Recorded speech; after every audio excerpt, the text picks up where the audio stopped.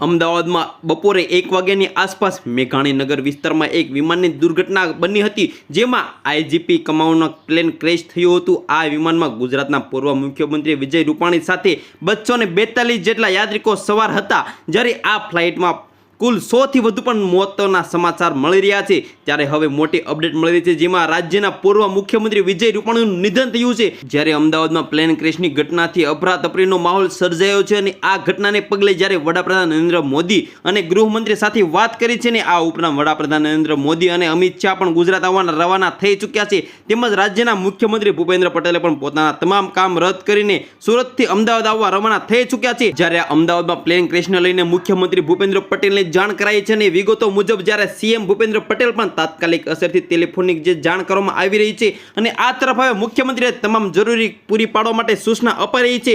જ્યારે મિત્રો સીએમ ભૂપેન્દ્ર પટેલ જે સુરતથી અમદાવાદ આવવા રવાના થઈ ચૂક્યા છે, જ્યારે મિત્રો એરપોર્ટ પર પણ એર ઇન્ડિયાની જે ફ્લાઇટ ક્રેશ થતાં હાલ એરપોર્ટ બંધ કરી દેવામાં આવ્યું છે। ત્યારે મિત્રો અદાણી એરપોર્ટ જ્યારે નિવેદન જારી કરી રહ્યું છે કે જેમાં કહ્યું છે કે એર ઇન્ડિયાની 171 ફ્લાઇટ ક્રેશ થતાં હાલ એરપોર્ટ બંધ થયું છે। મિત્રો ગુજરાતના પૂર્વ મુખ્યમંત્રી વિજય રૂપાણીનું પ્લેનમાં ક્રેશમાં જે તેમનું નિધન થયું છે, તો મિત્રો તેમના આત્માને ભગવાન શાંતિ આપે એ જ પ્રાર્થના। તો મિત્રો આવી અપડેટ માટે અમારી ચેનલ સાથે જોડાયેલા મળીએ નવા વિડીયો સાથે।